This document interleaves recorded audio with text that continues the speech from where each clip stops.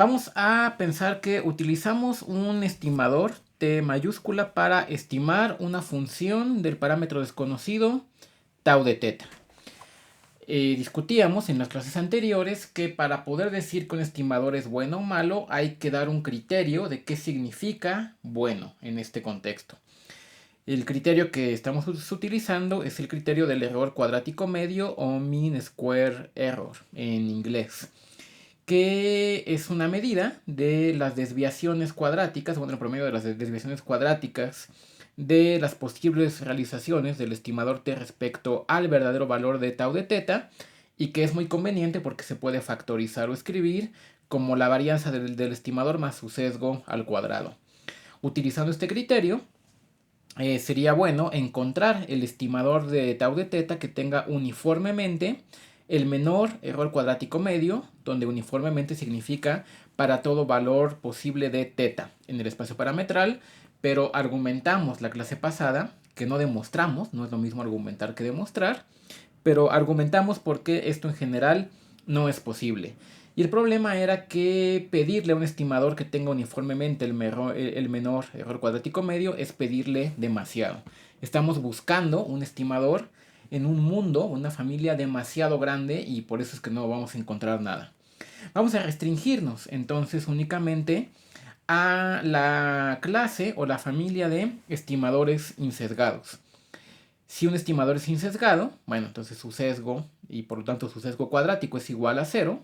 Recuerden que insesgado significa que su esperanza coincide con aquello que queremos estimar, y en ese caso el error cuadrático medio es únicamente la varianza del estimador. Es decir, solo hay una fuente posible de error si por construcción estamos diciendo que no hay sesgo.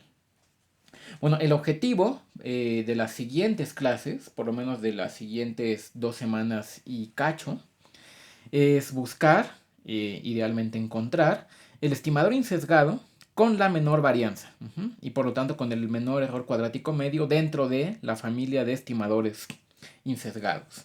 Vamos a ver hoy un resultado importante que se llama, bueno, es la cota inferior de Cramer-Rao, que resulta que la varianza de un estimador insesgado no puede ser tan pequeña como nosotros queramos. Hay una cota y vamos a enunciar y discutir de dónde proviene esa cota y qué significa. Antes de pasar a ese tema, nada más menciono una definición que es importante para lo que viene también, y es que un estimador se llama consistente si cuando el tamaño de muestra, que es esta n minúscula tiende a infinito, el estimador converge en probabilidad a aquello que queremos estimar. Donde recuerden que convergencia en probabilidad significa que el límite de la probabilidad de que la distancia o la diferencia entre nuestro estimador y aquello que pretende estimar sea tan pequeño como nosotros queramos, o bueno, tan grande, arbitrariamente grande, es igual a 0. Ok, vamos a dar una definición que es importante, y es definir aquello que estamos buscando. Recuerden que estamos buscando el estimador insesgado con menor varianza uniforme. Bueno, de eso ya hemos platicado la vez pasada y ahora al inicio de esta. Eso recibe un nombre que es importante anotar porque es un concepto importante. Se llama el UMBUE. Sea x1 hasta xn, como siempre, una muestra aleatoria de una población que modelamos a través de una densidad con parámetro desconocido teta. Un estimador, vamos a ponerle t estrella, de una función del parámetro desconocido tau de teta, se llama, empiezo a escribirlo aquí abajo, el estimador insesgado de varianza uniformemente mínima. Estimador insesgado es una definición de varianza uniformemente mínima. Por supuesto que este es un nombre, cuando lo subrayamos porque es una definición muy largo y no lo vamos a estar diciendo así. Vamos a utilizar las siglas UMBUE, porque es en inglés. Uniformly Minimum Variance Unbiased Estimator. Un estimador se llama así. Sí, bueno, recuerden que una definición siempre es un sí, solo sí. Número 1, el estimador es insesgado, es decir, su esperanza es aquello que queremos estimar, es insesgado. Y dentro de la familia de los insesgados, su varianza, que ponemos aquí un subíndice teta para recordar que es función del parámetro teta, que podemos aquí pensar que es una variable independiente, su varianza es menor o igual a la varianza de cualquier otro estimador insesgado para cualquier otro estimador insesgado t. La varianza es menor o igual que la de cualquier otro estimador insesgado para todo valor de teta en el espacio parametral. Y para todo valor de teta, por eso significa uniformemente de varianza mínima e insesgado. Ok. Esto es lo que nosotros queremos encontrar y esa es la tarea que vamos a resolver o que vamos a llevar a cabo en las siguientes clases. No usamos la palabra tarea porque luego se confunde con tarea de lo que tienen que hacer los estudiantes en sus listas de problemas. Vamos a poner objetivo, buscar y encontrar, idealmente, el mejor estimador posible de tau de teta de acuerdo a este criterio. ¿Ok? El criterio es el que tiene menor error cuadrático medio dentro de la familia de los insesgados. El estimador si existe, no hemos dicho ahorita que exista ni nada, pero si existe, a ese estimador le vamos a llamar el umbue. Nada más para tener en mente qué es lo que estamos buscando en esta clase y en las siguientes. Bueno, entonces, si de lo que se trata es encontrar el estimador insesgado de varianza mínima, pues nosotros nos gustaría empezar a construir estimadores y ver cuál es el que tiene la varianza más chiquita uniformemente. A lo cual surge una pregunta. ¿Qué tan pequeña puede ser la varianza de un estimador insesgado de tau de teta? Vamos a escribir eso porque es una P de pregunta. ¿Qué tan pequeña, recuerden que buscamos varianzas uniformemente pequeñas, puede ser la varianza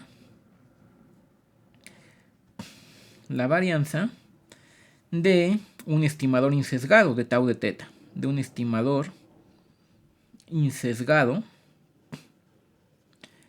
de tau de teta? La varianza, bueno, por definición está acotada por debajo por 0, ¿no? No hay varianzas negativas. Aquí la pregunta es si es posible construir estimadores de varianza insesgados de varianza 0, que sería el mínimo teórico posible, o si eso no se puede, si hay alguna otra cota. Es decir, si la varianza puede ser arbitrariamente pequeña o hay un límite. Puede esta es la varianza, ser arbitrariamente significa tanto como a uno le dé la gana, eso significa arbitrario. Puede la varianza ser arbitrariamente pequeña o no, o hay alguna cota.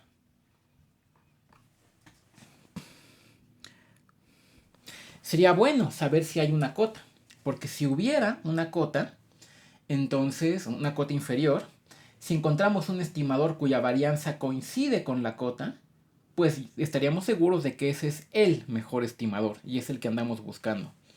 Si no encontramos, si hubiera una cota y encontramos un estimador que su varianza no coincide con esta cota, pero anda por ahí cerquita, pues tendríamos un criterio para decir que ese es un estimador bastante bueno. Pero bueno, esto es una pregunta. ¿Existe tal cota o la varianza puede ser arbitrariamente pequeña? Bueno, la respuesta la da un teorema muy importante que se llama la desigualdad de Cramér-Rao, que vamos ahorita a enunciar y a demostrar. La respuesta la da el muy importante, aquí le ponemos, teorema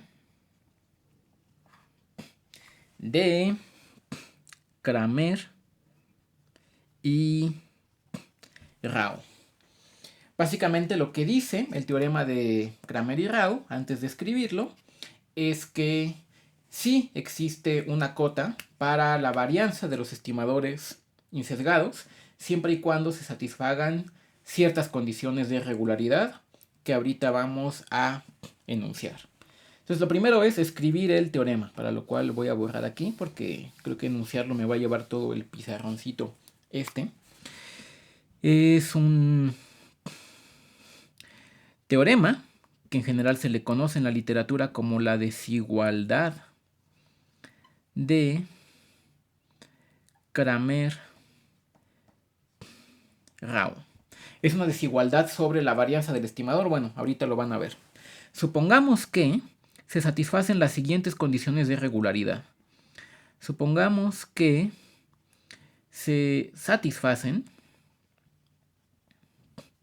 las SIGs es de siguientes, condiciones de regularidad. A veces estas condiciones de regularidad para este resultado y otros parecidos podrían parecer que son como muy arbitrarias, pero como uno las encuentra, en otras clases he pedido como tarea moral que ustedes busquen y encuentren condiciones de regularidad bajo las cuales se satisface algún resultado. Básicamente uno trata de probar el resultado, uno quiere probar aquello que se supone que hay que demostrar y en el camino uno va requiriendo cosas. Es decir, para avanzar en la demostración yo necesito que esta función sea continua. Ok, pues esa sería una condición. Y más adelante, yo necesito que exista la derivada, yo necesito que ciertas cosas que uno requiere para poder probar lo que uno desea probar. Y eso que uno va requiriendo, pues uno lo anota en las hipótesis del teorema o la proposición como se llame. Y es a lo que llamamos aquí condiciones de regularidad. Las siguientes. 1. Existe la derivada del logaritmo de la densidad. La derivada existe para todo x y para todo teta. La derivada parcial con respecto a teta. Ok. Necesitamos también poder intercambiar derivadas e integrales en los siguientes dos sentidos. 1. Que la parcial respecto a teta de la integral múltiple, aquí hay n integrales, de la verosimilitud, que vamos a escribir así como de acuerdo a la definición de verosimilitud, respecto a x1 hasta xn, si la muestra es de tamaño n, aquí tenemos n integrales, bueno, necesitamos poder meter esta derivada parcial adentro de las integrales.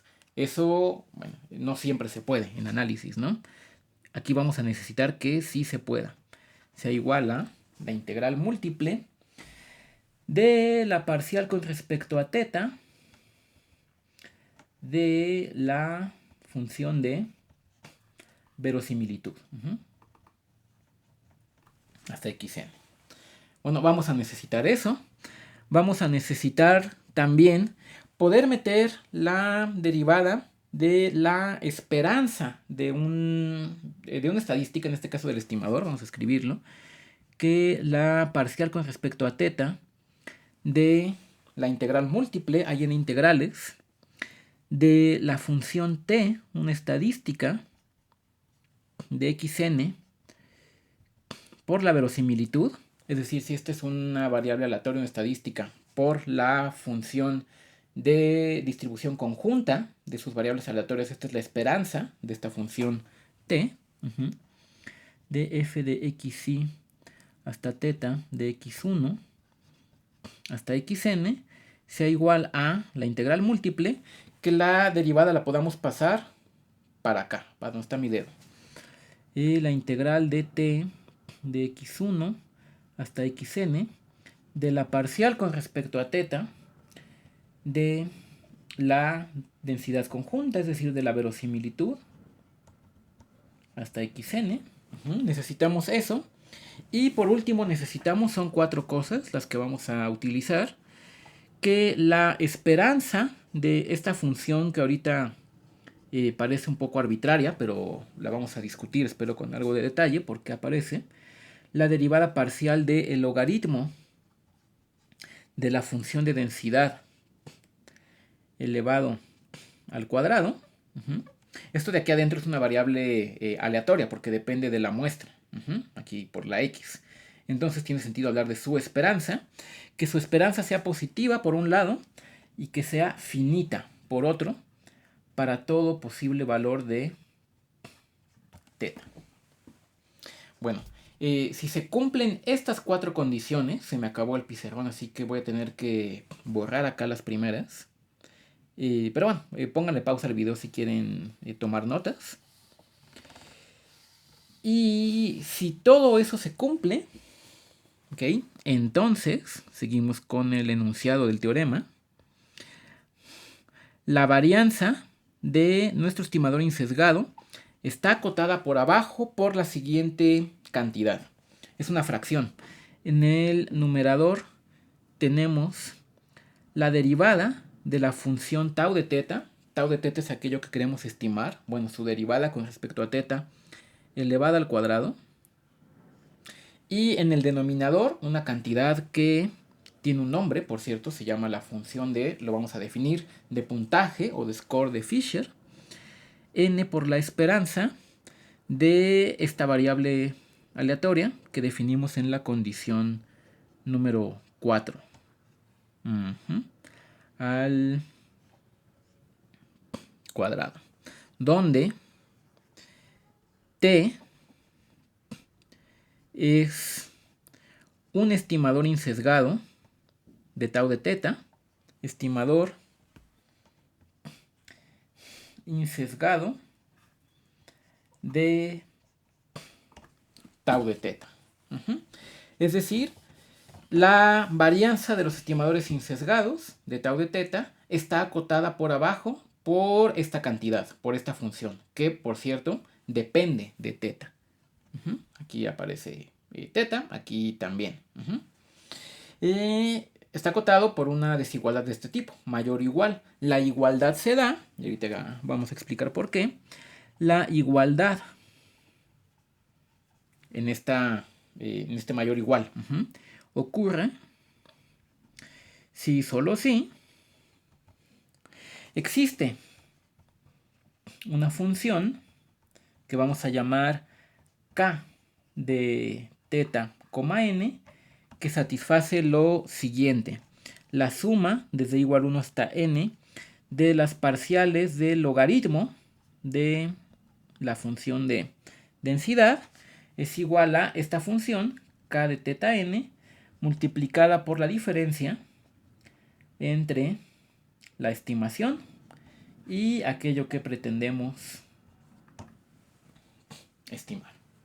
Ok, quiero, antes de escribir la demostración de este teorema, dar un bosquejo para que tengan una idea de por qué esto aparece así y sepamos en los siguientes pasos de la demostración en dónde estamos parados y hacia dónde nos dirigimos.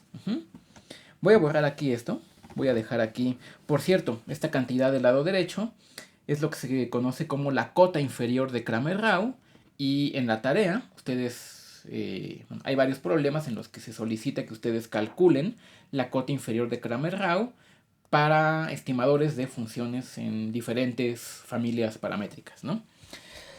Ok. Antes de escribir la demostración, ¿cuál es la idea de la demostración?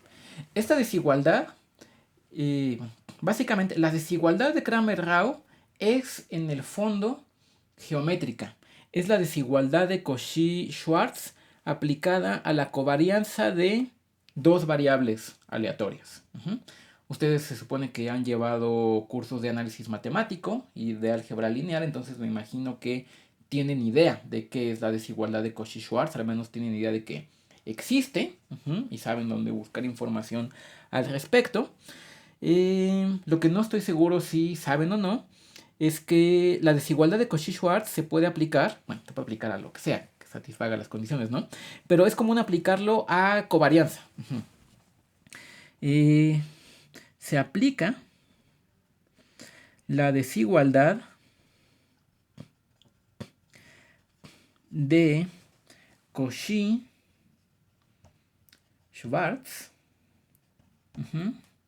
a la covarianza de o entre dos variables aleatorias. Una de ellas es el estimador, que es una variable aleatoria, y otra variable aleatoria misteriosa que se llama S, donde S tiene un nombre, es lo que ahorita decía que es la función esta de información de Fisher, así se llama. Más adelante lo definimos y discutimos en qué sentido es una función de información. Pero bueno, vamos a aplicar esta desigualdad que se escribe así. La covarianza de t, s, esto es arbitrario, pueden ser variables aleatorias x y y, ¿no? Al cuadrado es menor o igual que la varianza de t por la varianza de s.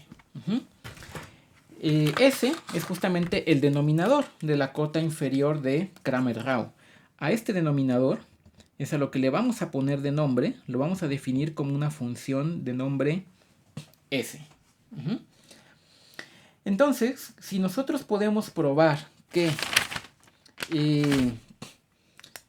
este numerador de acá es igual a la covarianza entre estas dos variables aleatorias, t y s, entonces aplicando la desigualdad de Cauchy-Schwarz podemos concluir esto de acá, esto que tenemos por aquí, y podremos despejar de esta desigualdad la varianza de t como la covarianza de t y s elevado al cuadrado, que va a ser este numerador, entre la varianza de s. Entonces básicamente lo que hay que probar es que este numerador de acá, queremos probar que esto es igual a esta covarianza, donde S está definido de esta manera. Eso va a requerir algunos trucos que van a aparecer, ahorita lo van a ver, completamente sacados de la manga.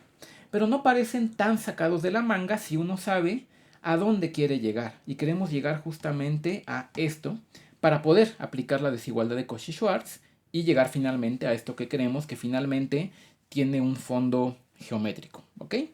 Y mientras nosotros hagamos estos pasos y estos trucos que van a parecer muy sacados de la manga, vamos a requerir, lo vamos a ir mencionando, cada una de las 4 condiciones de regularidad que hemos enunciado. Ok. Entonces, voy a borrar para escribir la demostración y espero que haya quedado más o menos claro cuál es la idea y hacia dónde nos dirigimos, para que sea un poco menos oscuro y por qué damos los pasos que estamos dando. Ok, dicho lo anterior, hay que probar que el numerador, que el cuadrado del numerador es igual a algo, ¿ok? Y vamos entonces a desarrollar el numerador de manera truculenta, pero truculenta sabiendo a dónde queremos llegar. Tau prima de teta, que es la parcial de tau de teta con respecto a teta, esto es igual a la parcial de la esperanza de t. Porque estamos diciendo, es una hipótesis que t es insesgado. Entonces, como t es insesgado, la esperanza coincide con aquello que queremos estimar. T es insesgado.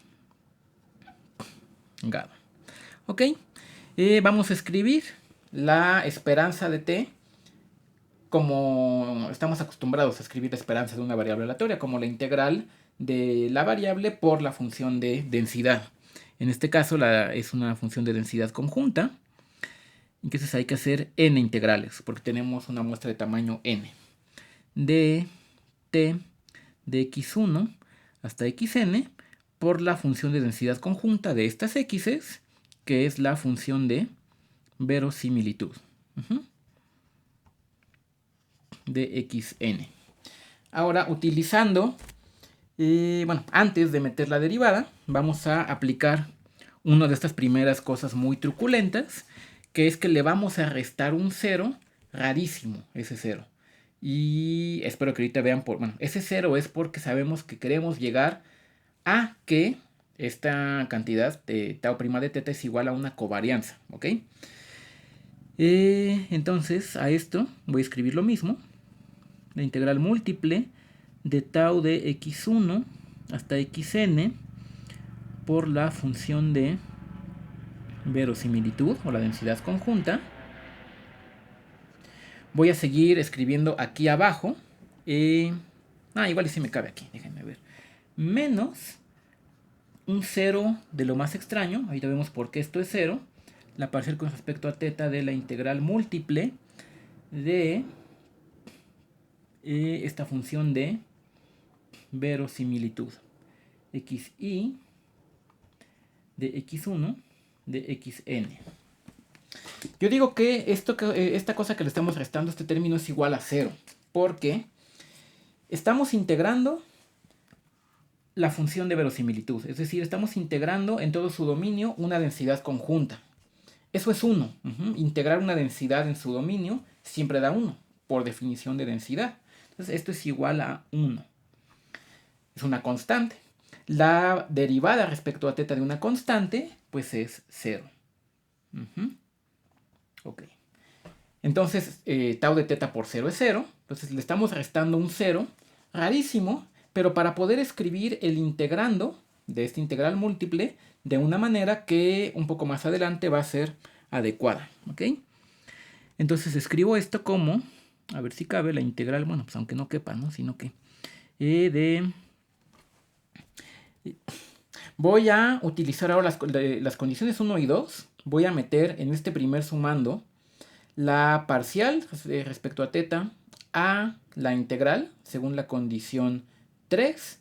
Y aquí la voy a meter también para acá adentro. Usando la condición de regularidad, me parece que era la 2. ¿Ok? Voy a hacer eso y voy a escribir todo esto como una sola integral. Bueno, como una sola integral múltiple, no como la resta de 2, porque además estoy integrando respecto a lo mismo y en el mismo dominio, ¿no?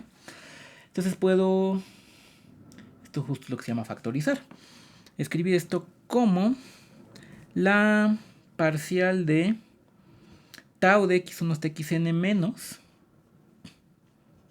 tau de teta. Estoy metiendo este tau de teta acá dentro de la integral.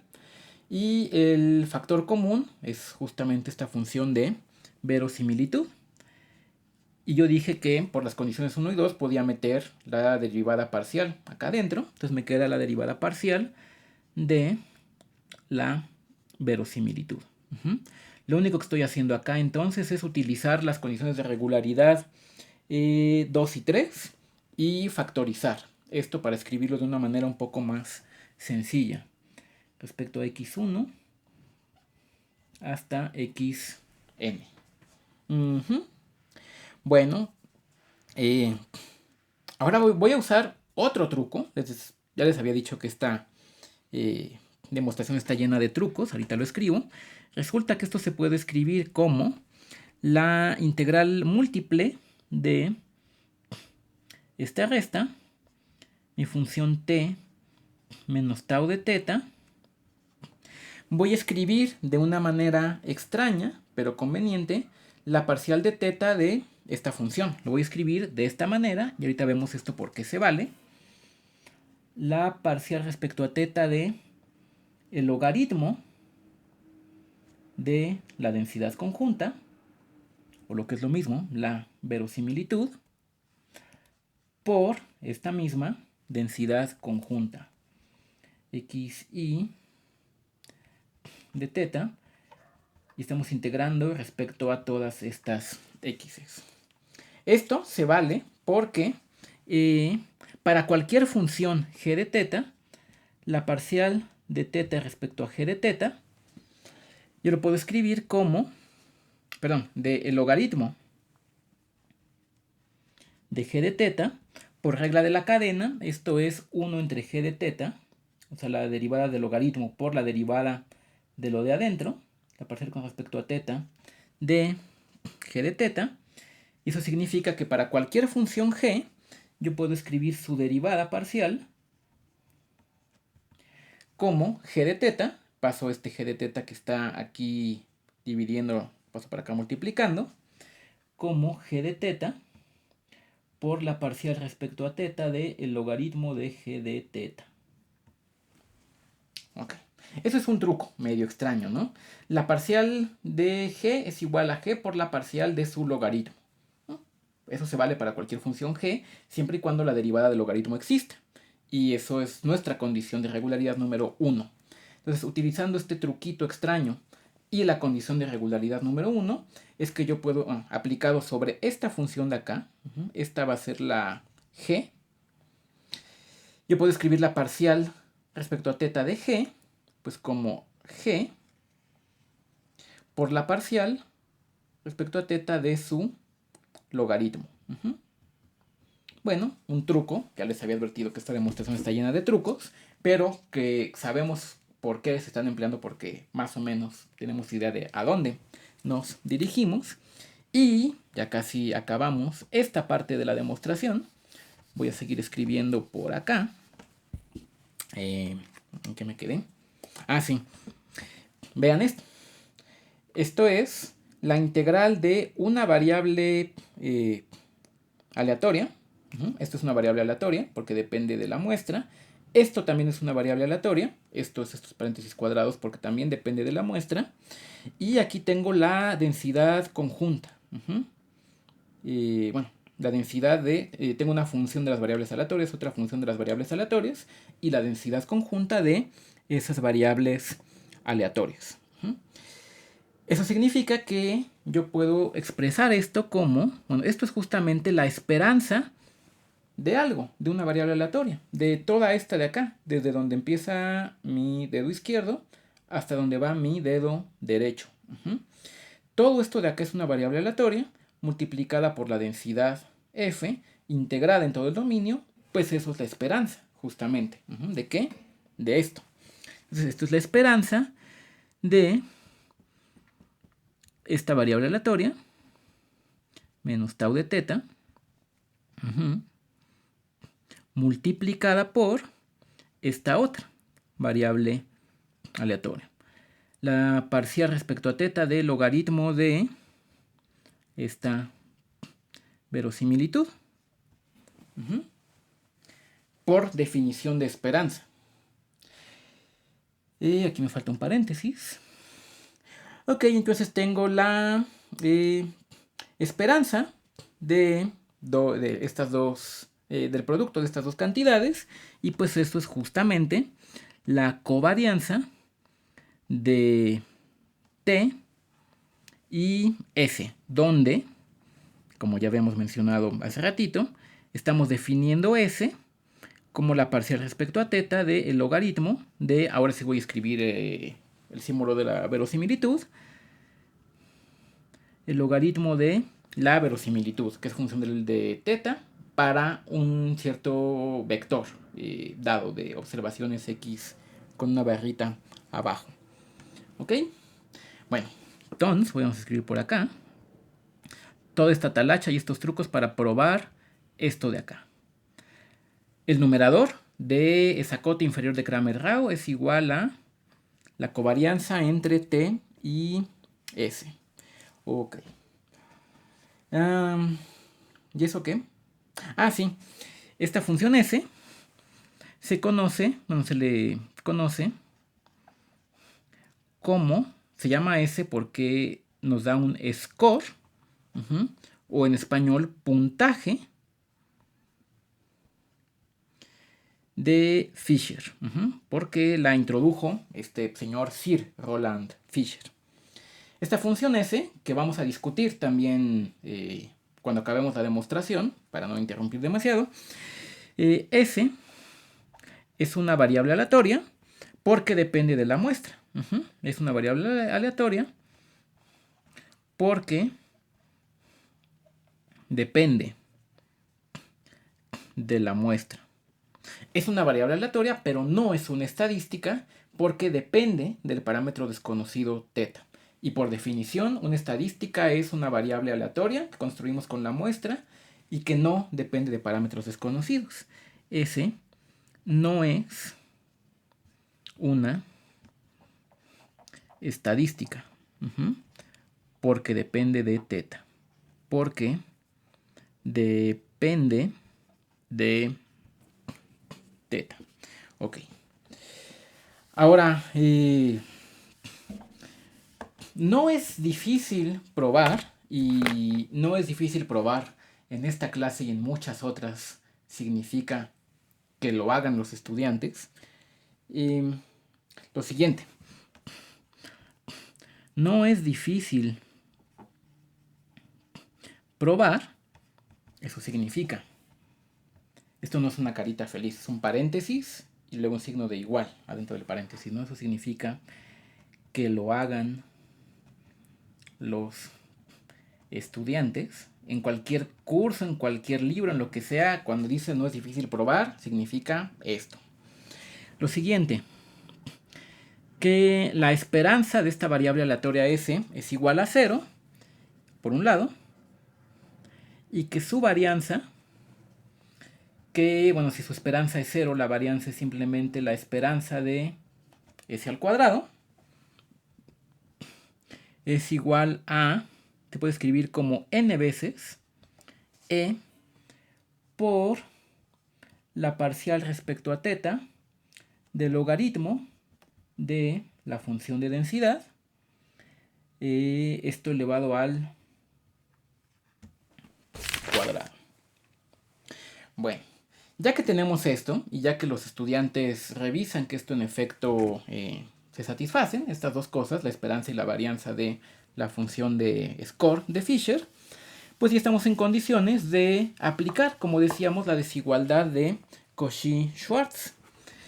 Aplicando, de hecho, de ahí proviene la desigualdad en la desigualdad de Cramer-Rao. Siempre que probamos alguna desigualdad, hay que preguntarnos esa desigualdad en dónde aparece por primera vez en la demostración, porque seguramente es el reflejo o es la consecuencia de alguna desigualdad famosa.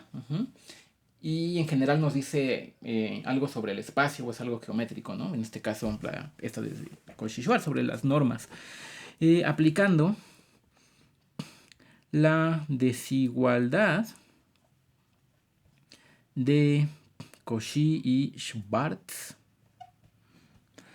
En este caso, sobre esta cantidad, que es la covarianza de T y S al cuadrado, que esto es igual a esto, es justo lo que acabamos de probar. Esto es menor o igual que el producto de la varianza por T por la varianza de S. Y eso significa que podemos despejar la varianza de T de aquí.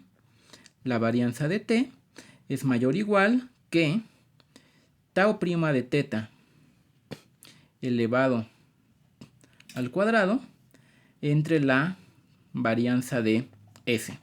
Y por esto que ustedes van a comprobar, esto es justamente lo que queríamos llegar. Y la derivada de la función tau elevada al cuadrado entre este denominador, que es justamente la función de Fisher.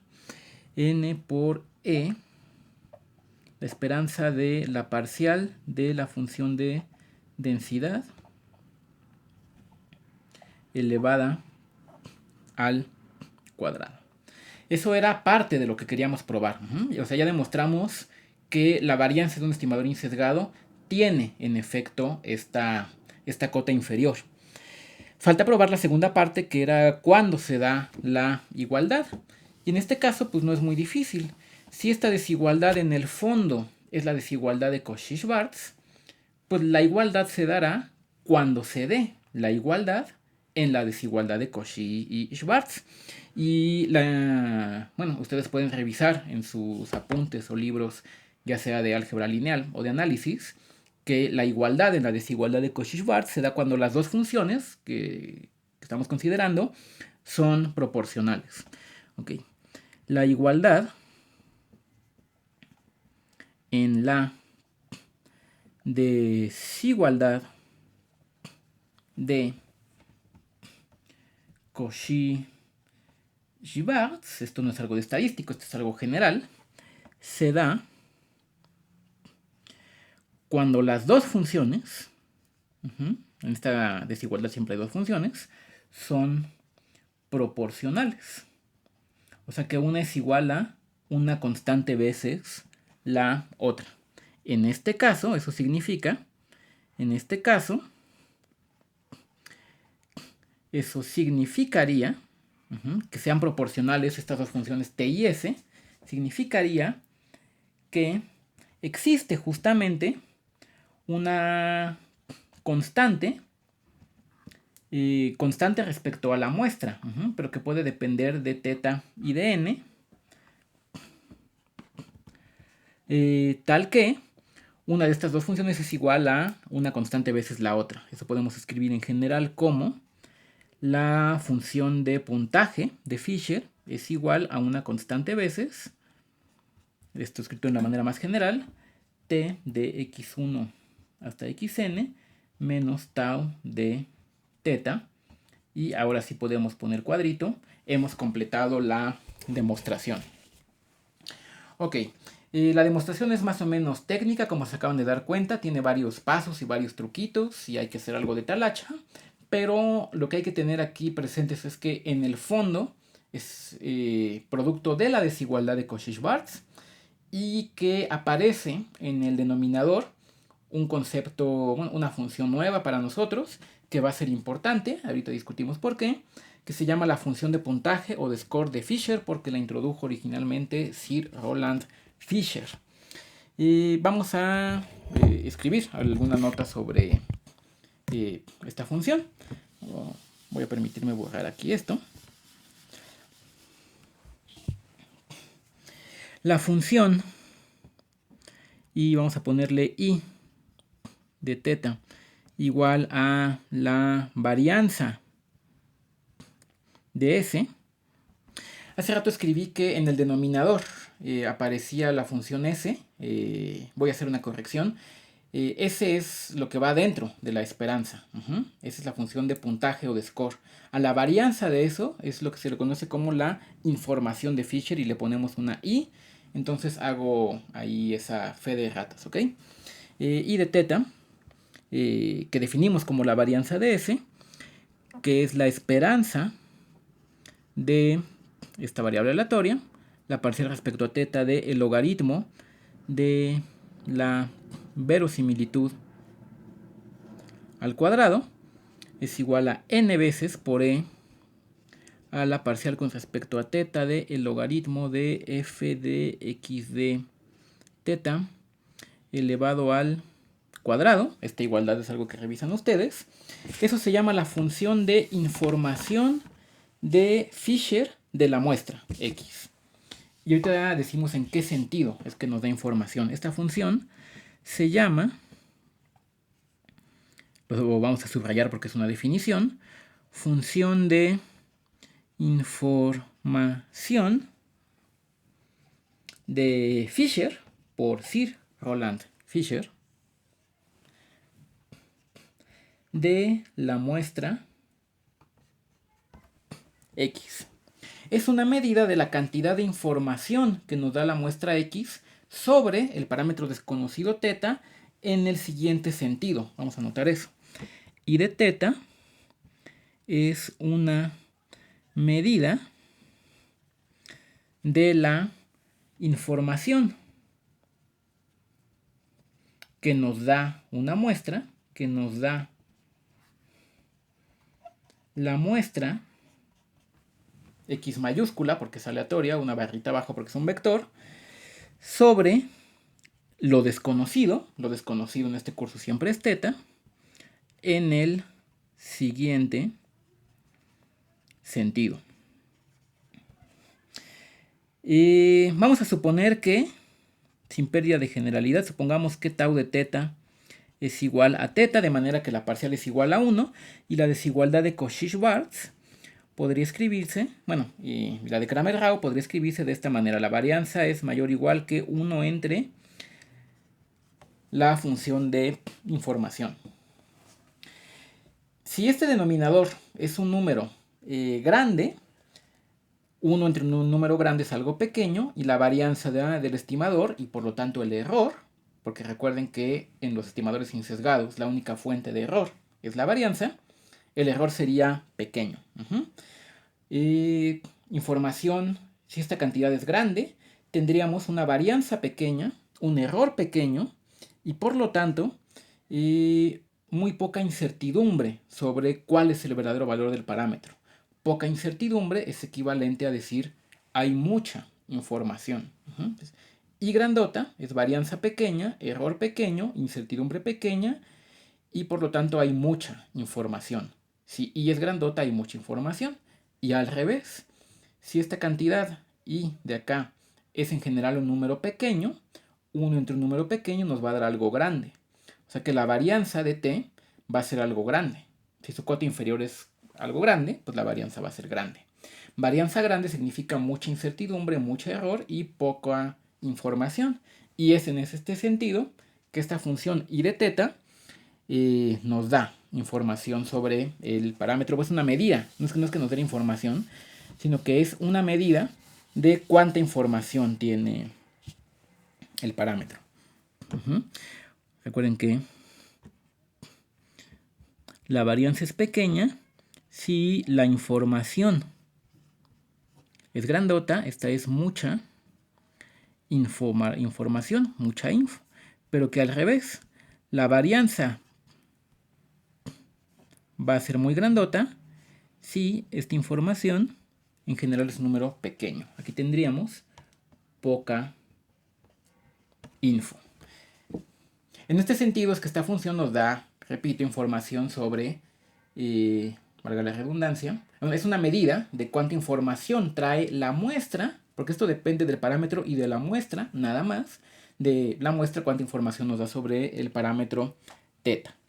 Y un poco la moraleja de este teorema de Cramer-Rao, y por lo cual es importante, es que existe una cota inferior para la varianza de un estimador insesgado.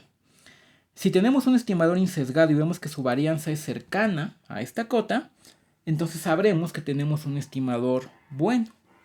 Y de hecho, si su varianza de nuestro estimador insesgado es igual a la de la cota, entonces el estimador será óptimo. ¿Ok? Vamos a escribir esos comentarios. Y con eso terminamos esta clase de hoy. Moraleja. Lo que en el fondo nos dice esto porque es útil. Existe una cota inferior para la varianza de un estimador insesgado. De un estimador insesgado. La varianza no puede ser arbitrariamente pequeña, no puede ser arbitrariamente cercana a cero. Es bueno saber que esa cota existe y es bueno poder calcularla y saber cuánto vale exactamente esa cota, porque si tenemos un estimador insesgado de tau de teta, un estimador insesgado, y vemos que su varianza es cercana a esta cota, que su varianza es cercana a esta cota, bueno, sabremos que nuestro estimador insesgado es bueno, de acuerdo a este criterio. Sabremos que este estimador es bueno. Si no solo su varianza es cercana a la cota, sino que coincide con la cota, si su varianza del estimador es igual a esta cota, entonces este estimador va a ser el mejor, va a ser el umbúe. Entonces, este estimador será el mejor, o sea, el umbúe. Bueno, vamos a seguir con nuestra búsqueda de el mejor estimador de acuerdo a estos criterios que hemos discutido. Un comentario también es que esta cota inferior de Kramer-Rao también se puede extender o generalizar para estimadores no insesgados, y me parece que en la tarea hay un par de problemas en los que ustedes tienen que hacer o aplicar eso. Y vamos a continuar esta búsqueda discutiendo en la siguiente clase, en el siguiente video, un concepto que también es muy importante, que es el de una estadística suficiente. Y bueno, pues hasta ahorita muchas gracias. Y ya saben que cualquier duda, aquí bueno, estamos al pendiente de el Classroom, del correo, de los comentarios acá del video y de lo que ustedes consideren más adecuado. Gracias.